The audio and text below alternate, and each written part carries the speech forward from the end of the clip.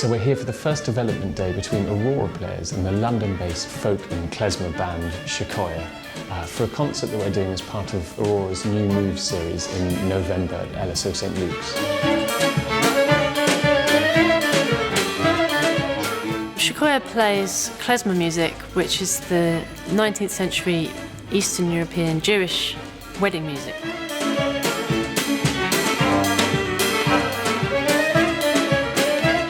Well, for me, klezmer music, which is Jewish music, specifically, is about emotion and how one expresses that emotion.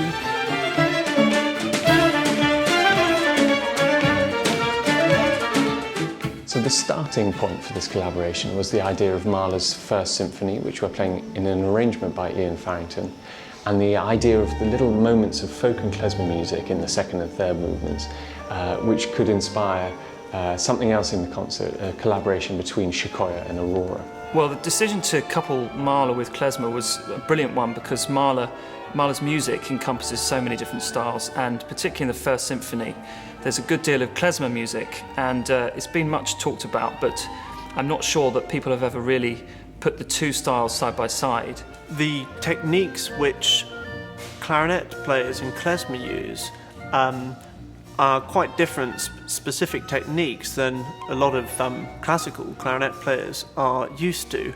The clarinet has always been very closely associated with vocal music, and singing has always been closely associated with the clarinet.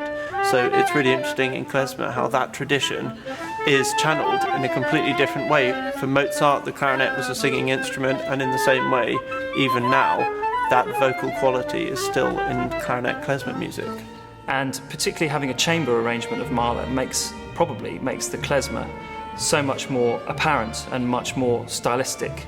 And hopefully by putting the two styles immediately next to each other, Mahler's music will become much more kind of alive, the influences will become much more apparent, and the klezmer much more real and true.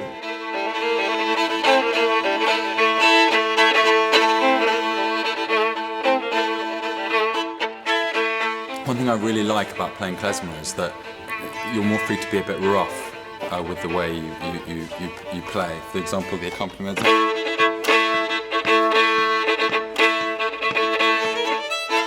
You can dig in a bit more, be a bit more crunchy, and actually it sounds really great when everyone's sort of playing in that style.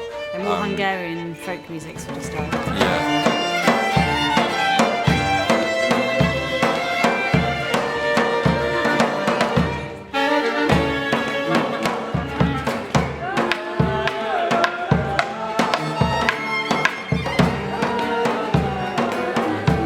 The nice idea for this concert, I suppose, is that it might paint the Mahler in a slightly different light, to be able to see the symphony in a slightly strange context, and also to give the Aurora players and Sequoia players a chance to collaborate together and show some of the virtuosity and vitality of individuals, which is such a sort of part of what Aurora is.